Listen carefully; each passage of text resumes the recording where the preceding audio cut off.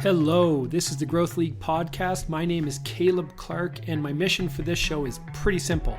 It's to learn from marketers on how they're playing the great game of marketing leadership, their ideas, experiences, perspective, wins and losses, and the playbook that they've established over time. Listen, there's more than one way to lead a marketing team and a marketing function. So if you're a VP, a CMO, director, or someone aspiring to fill one of these marketing leadership roles in the future, tune in to learn from some of the best in the business.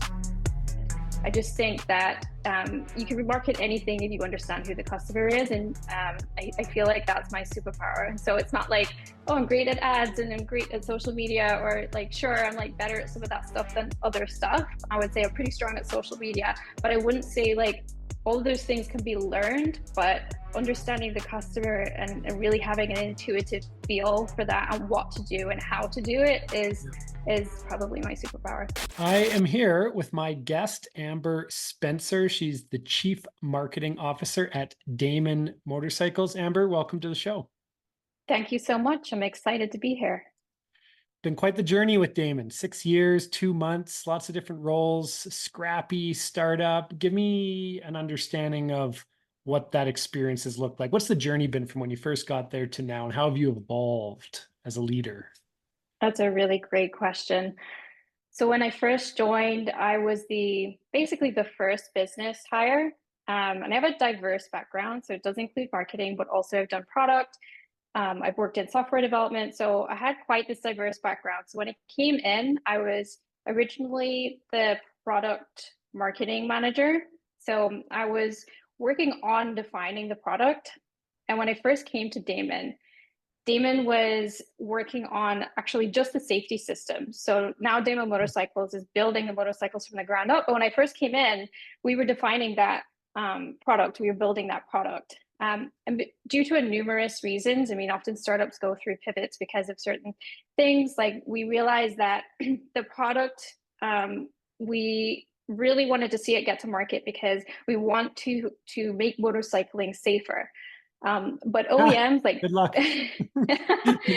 big OEMs. So actually there is no safety systems on motorcycles. There's tons of safety systems on cars. Cars and motorcycles are way less safe, except there's been no innovation in the space. So we're basically like first in that space to be innovative. But what happened was we tried to sell the product and the product is like for collision warning, blind spot detection, rear view camera. And we tried to sell that to OEMs, but the OEMs were kind of like, oh, well, we move really slow and we'll just take this like little piece of your product and we'll integrate it into our bikes. And that wasn't going to really see the vision through. It wasn't going to make motorcycling safer if you're only taking a tiny piece of like the haptics, or you're taking something and you're not really. So that wasn't an option. And then the other thing was that, the system is cameras and radars. And so if you put that on an existing motorcycle, it's very cumbersome. People want to be safe, but they don't really buy safety, right? Like and so it wasn't something that was going to be easy to sell because it was also going to be ugly. If you put it on like an existing motorcycle, there's so many hundreds of different types. And so we were working through this, and eventually we came to the conclusion that, okay, this is not going to work as a product by itself. We're going to have to reinvent motorcycling from the ground up. So I was part of that process. And on the product side, and working with the founders to determine like, okay, what does this need to be? What does the product need to be? And since now we need to rebuild the motorcycle from the ground up, what can we do to make it better? Like, how can we make the experience of motorcycling better? And so that's kind of how we came up with our product, the Damon Hypersport, which is basically our Halo product. Wow. And so my journey through that was going through defining the product. And then finally, when we were not going to be sort of B2B marketing, we were going to be B2C, then it was my job to build up the marketing department, essentially, because we had nothing, right? We had no social media, we had no digital presence, website, everything. So that's awesome. What have you learned about yourself in that journey as a leader, as a marketer, as a person, maybe?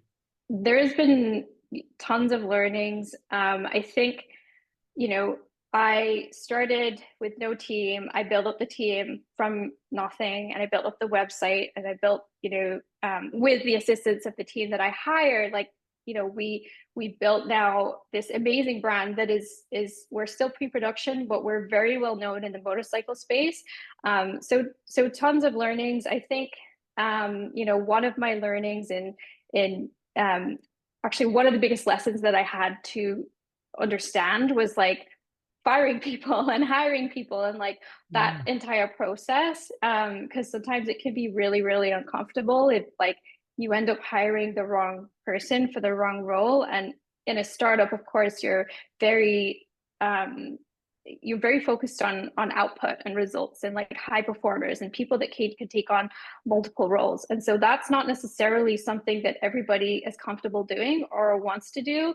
But maybe in an interview they come across that way, so then you end up sometimes with the Right. wrong people on the team. So one of the biggest lessons for me was how to approach that. How to hire better. What do I need to do to help somebody succeed in a role? Like, what are the things that I need to implement? Like, I can't just sit and do my job. Like, I need to be making sure that I'm like mentoring the team, and if somebody is struggling, then I need to work with them and understand like what they need. So that was definitely, coming in as the only person and really like building up my leadership abilities and skills. And a lot that Wow. went into that was like direct experience, but also reading lots of books and like you really keeping up on my personal development as well. Reading books is one thing, living it and breathing it and you do both at the same time. So it's kind of the ideal scenario. It's Yeah, I could see how that would be challenging and exciting and probably a patch of pride for you now, right? Because you probably have established a bit of a playbook on how to get the right people in the right seats operating in their zones of genius. What's one thing you can share with us in terms of hiring right? Yeah, love that question. So I think obviously at the very beginning, it's like clearly define the most valuable next hire for your team. That's first of all, like looking at like we don't just need you know, social media manager and a blah blah blah. Like no, who is going to provide the most value first of all, and identify like the priority hire. Um, Write a really good description of your post. Like make it exciting, make it so that like who is that person? If you want a high performer, they want to be excited about the role. So we always try and infuse personality into the role and make Yeah. it fun and like not just a description of like da da da da da. This is what you're gonna do. That's what everybody does. You need to make it exciting and write it in a way that really gets people interested in the role. So that um, your company also needs to put itself out there, not just to consumers, but also to the hiring where people are looking for jobs. So like making sure the HR team is out at hiring fairs and they're in certain instances. So for Damon, we have some specialized like engineering roles that we want to hire, and like those specialized roles actually only appear, mostly in San Francisco area, right? That there's not a lot of like talent that's dispersed, say, across the world. Okay. So like going where the talent is and showing up as a company, I think is super important. And that's something we didn't do enough of. And Right. so we weren't attracting the right people. And even in marketing, like it is a little bit of a different motorcycling is very cultural Yeah. based, and so Yeah. to do marketing properly you really have to deeply understand the customer. And so we even need somebody who is really already in the motorcycle community, or they're like really strong in being able to understand a new Nice. customer and really getting deep into that. So going where the people are and showing up as a company there, and then having a really good 30, 60, 90 onboarding process, so that, anybody like one thing we do is that we've started doing much better screening processes before the 30, 60, 90. So putting into place, okay, what are the key things this person is going to be doing? Let's get them to do it on a smaller scale. just so that we can validate that they have the skills and they Totally. think critically, and walk them through that, have them, submit something to us. That's not something we did in the very beginning. So have them do that. And then I think most important of all is the 30-60-90, because that is really where you can, as a company, it's the least risk time to say, if it doesn't work out, you can, and for that person as well, like you can decide by that 19 mark, Ah, like, is this working or not? And it's a lot harder once they're past that mark to let somebody go if it's not right. Like, it's just more difficult, right? It's more difficult for the company. Then they've been in the role longer. It's harder to replace them. right. So like getting things done earlier, I think, is just been so valuable for us, and just having a really clear goals for them. So they know what they need to do to succeed, and they have really clear like outline of like, okay, XYZ I need to do in month 1. Are we on track? XYZ for month 2, are we on track? And so just really clear, everything is written down, everything is super clear, and they understand what they need to do. So I'd say like those are the steps now that we follow. I did not anticipate to talk about this, but that's very helpful. Very, it's almost like as you were talking, of course I was listening, but I was also thinking like you're defining a marketing strategy for recruiting. It's no different. Like go where they are, make it exciting, draw out the features and benefits, set them up for a journey that they're going to have with you. 36. That's So awesome. true. So where did this all come from? Like, was it a book you read? Was it something that you learned? Like, was it not I wanting to feel the pain that you felt before it, of, I think it was a lot to do with the pain. It's a lot to do with making a mistake and then having that be very painful, because especially you, most of the time you like the person, always? they're like a friend, or you've really built a relationship. And so if you don't have a proper process for like, monitoring, then you're sort of shooting in the dark and having conversations where you're sort of missing the mark, where they're not getting what you're saying. And so I've been through that, and it was very it was very painful. And so yes, I would say that it was mostly just through experience, although I think that through reading books and speaking to peers, like you always get, tips like this and that from Yeah. different people that can kind of integrate into your experience, so that when you are feeling a pain, you can kind of pull on those, Yeah. like they almost sit dormant, these dormant ideas you've gotten from reading different books, and you can kind of put together a new strategy. But I would say the strategy came from experience and from speaking with the team, and us together coming up with like, what is our structure to mitigate this from happening to us again. Yeah. That's awesome. And it's validated some things for me because we take a very similar approach with my company and see it as certainly as a way to support us in areas or in times where a termination needs to happen. But I think as the case for you, and certainly the case for us, it's more of a mechanism to put people in their zones of genius and get them into a situation where they can start feeling the momentum energy because I've done this in 30 days and this in 60, and now I'm off to the races, and you facilitate that. We know that people in any business are our number one strength, our number one uh, you know not core competency, but our number one thing to propel growth. So why would we not treat it with the same rigor that you sort of explained here? Thanks, that's great. All Of right, well, course, you're welcome. here's my next question. Right now in the evolution of Damon and pre-development, and what do you understand your and your team's, your function's mandate? How would you define the mandate that is you're being held accountable today for? Um, What's your what do you mission? mean by mandate? Your mission Oh, as a mission. function, yeah. I think that we are the voice of the customer. The customer is central to everything within a company, and marketing tends to be always on the front lines of speaking to that customer. So we've always taken a customer first approach in terms of like, if I was to come into Damon all over again, my number one thing I would do is deeply understand the customer, talk to them, communicate with them, learn from them, and continuously update the internal team, the product team, the engineering team. And we do that. We do that through reports. We also allow, like, if people want to come in and come onto our customer support platform and see how we respond to people and see what messages are coming in and even have a go at responding to them themselves. I think that's our number one mandate. Like, of course, we have goals and we have marketing goals, and like the company needs to generate, say, revenue in the future and pre-orders right now. Like, of course, that is a goal, but you're not going to generate that unless you have a really deep understanding and care for the customer.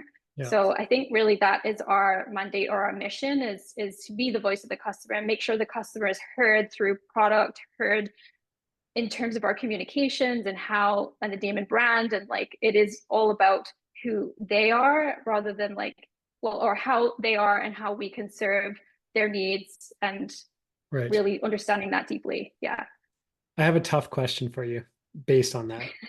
What do you believe is your superpower as a marketing leader? What is the thing you feel most confident in about yourself that you're like, I'm going to hang my hat on this? Yeah, I think I've talked a lot about the customer, and I think that is one of my superpowers. My background, I've done a lot of, I didn't really want to, but I did a lot of customer service jobs and like was on the phones with customers for a communications company. And so I was in the billing department too. So of course, billing departments are like, people call in because they're angry and they're upset because something went wrong. And I knew at the time, I didn't enjoy the job at all, but I knew at the time that I was learning a lot on like how people work and how to de-escalate somebody when they call it and they're super upset. Like, it's usually something, and if you do even a little thing for that something that they're upset about, then they usually calm down. It's so there's a lot of learning in that, like, face-to-face customer experience over like several years. And of course I had lots of retail jobs as well, and so working with people a lot, and then bringing that into marketing. And I just think that you can market anything if you understand who the customer is. And I feel like that's my superpower. And so it's not like, oh, I'm great at ads and I'm great at social media, or like, sure, I'm like better at some of that stuff than other stuff. I would say I'm pretty strong at social media, but I wouldn't say like all of those things can be learned, but understanding the customer and really having an intuitive feel for that and what to do and how to do it is probably my superpower. I love it. That's great. And it's funny how, you know, we're in a job that we hate potentially in our earlier life, but when you have the benefit of hindsight, you can say, I've got some pretty good tools to equip me as a CMO today and how I'm playing the game. So that's great. You know, we all have problems. We all have challenges in leading marketing functions. What are your guys' top challenges right now as a department, as a function? What's the biggest one or two marketing challenges that you have? Maybe you found the answer, maybe you haven't. It doesn't matter, but how are you approaching it? So we are not in production yet. So we don't have a product in people's hands. And that is difficult for a marketing department. We've done lots of things to mitigate. So I should give some context first. We launched in 2020 with a proof of concept, and we started like really true development in 2021. And so we've been generating a lot of pre-orders over those years, and we're still generating pre-orders, and we have a great brand and we built that up over time. But we were delayed on the initial launch date of what we thought it would be. And so, there's disappointment in some instances for people who have been waiting for a while.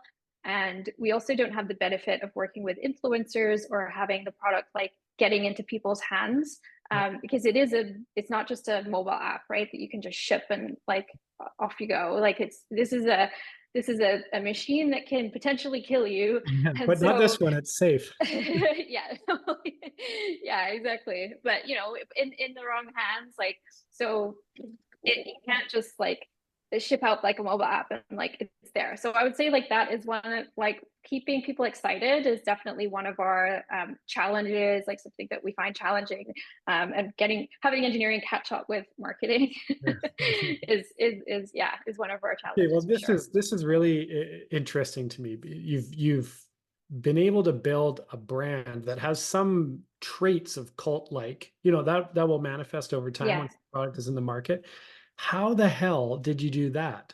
And how do you approach building this fandom and nobody's ever touched the product before? Like, help me understand this. Yeah. So the product itself is, as I mentioned earlier, when we were defining what that would be, we wanted it to really solve some pain points. And because we had the opportunity to design it and build it from the ground up, we were able to build in features that we knew motorcyclists would love. I'm a motorcyclist myself, and the founding team were motorcyclists, and so we deeply understood who we were building for. Yeah. And so with the product itself, the definition of the product is part of why our marketing has done so well. And I think it's so important for any company is like make sure the product itself solves a real problem, because that's going to be like the first step in helping you market it, right? If there's product market fit. And so we did a lot of interviews. Actually, we like even early in the product development, I was talking to customers, I was validating it. Like, do you think this is the right direction? How do you feel? Like all of that. Like, of course, the customer isn't going to define your product for you, but you do want to talk to them and get their feedback. And so the Hypersport has several really interesting things that are cool about it to a motorcycle rider. Right. First of all, I mean, it's electric because that's future proof, right? We had to do that as a company, but we knew coming from gas motorcycles ourselves that nobody's going to buy an electric bike if it isn't the same as or better than what they already have, right? You don't want to spend more for something that's not as good as what you have. Like nobody's going to go, maybe a few people will, but like you're not going to get an entire movement of people to do that. So that was one of our like things that we talked about. We really needed to make it better. And so the performance of the bike is one of the big reasons people are interested in it, because it's 200 miles. It goes 200 miles range, it's high performance. So it's 200 horsepower, goes 200 miles per hour as well. So it showed that like, yes, this electric motorcycle can actually challenge or beat a gas motorcycle in the same category. Aside from that, it has the tech portion on it. So it is tech forward. Like motorcycles typically, like they haven't changed for like 100 years.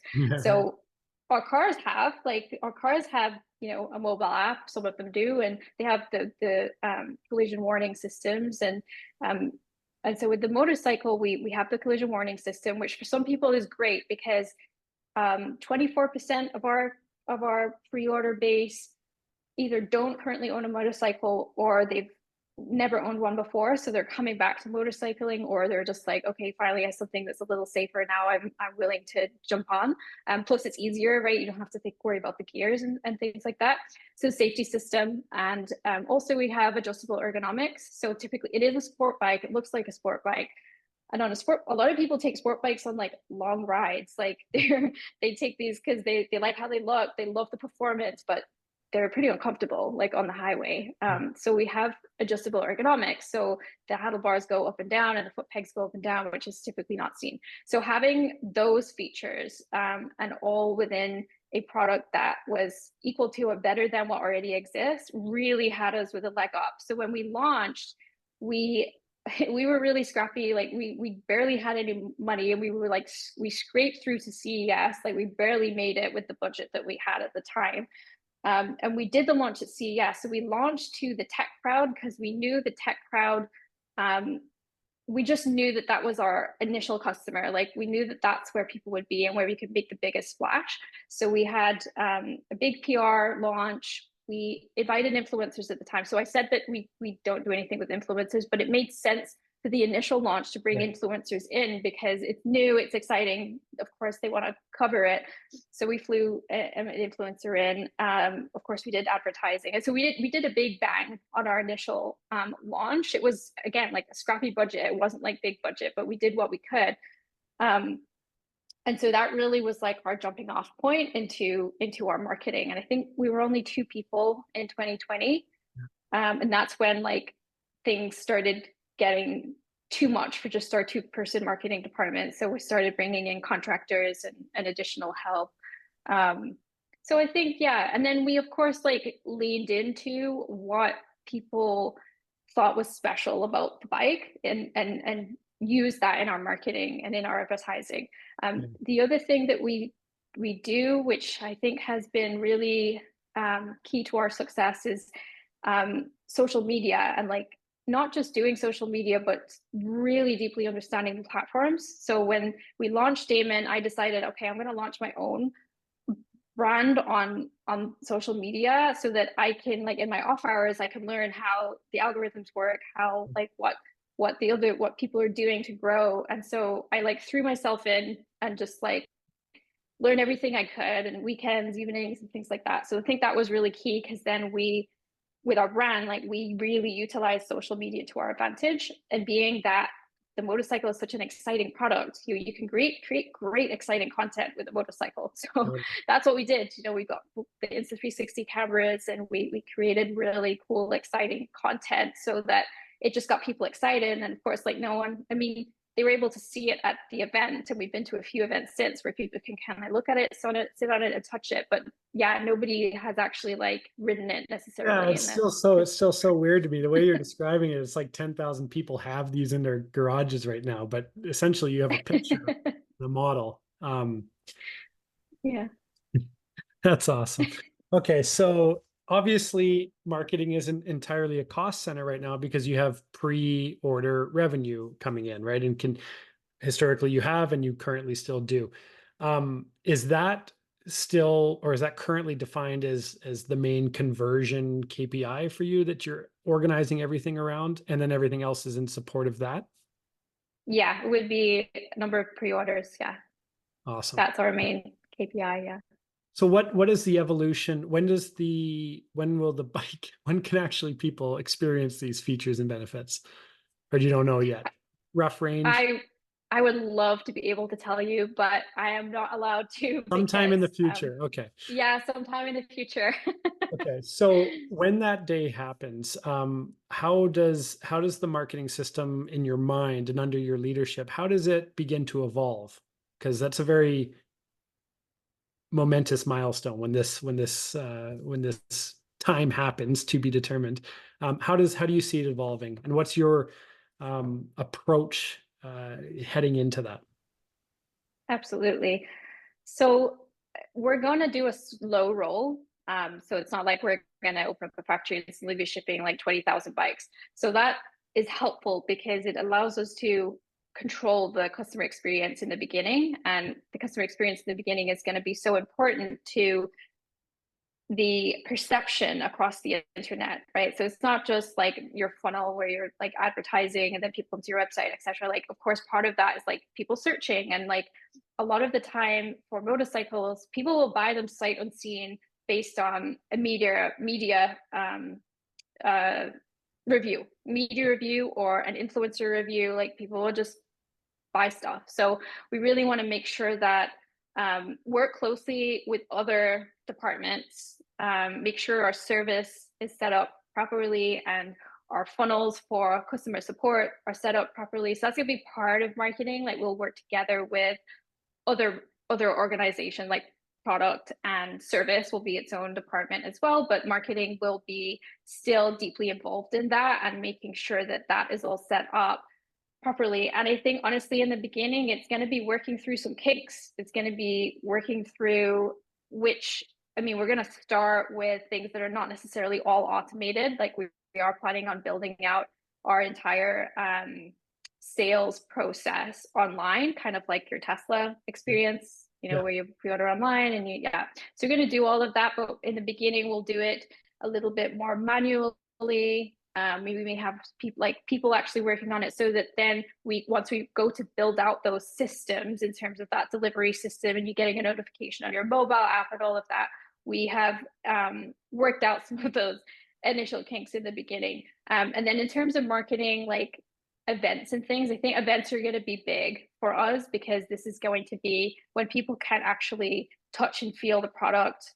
So working on partnerships too, partnerships with, other, say, motorcycle companies or action camera companies who have already an audience of say action sport lovers who we can sort of collaborate with.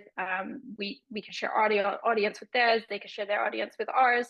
So partnerships, events, of course, making sure the product is ready before Yeah. we do the event, making sure it's safe, making sure that it's showable, right, Yeah. to whoever is going to be riding it. So doing collaborations with influencers and media, getting the company out, and then we'll be moving on to test rides too. So I'm hoping that we're going to be able to do a media tour, or a tour, where you kind of take the motorcycles in a truck, and then you can kind of tour through. Yeah.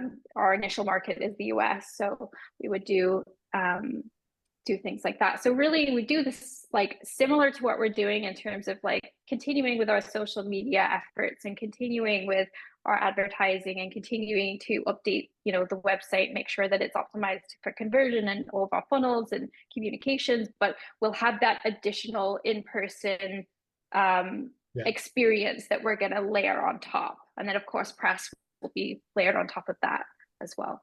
An observation I've made as you're talking, which I think is important to highlight, is that you talk about marketing through the lens of business so smoothly and interchangeably. And I think I want to highlight here the fact that all marketing is business. Marketing is business at the end of the day. And so there's advantages that you can leverage when you understand it as such, that marketing is so requiring to be integrated with operations, with the strategy of the company. It's not like, it's not like we can just have marketing over here and everything else over here, but there's a nuanced understanding of the product, of the people, of the evolution of the company, and all of these things. And marketing just becomes the mirror or the amplifier of that in regard, or in some states. So thanks for Absolutely. intentionally or unintentionally sharing that.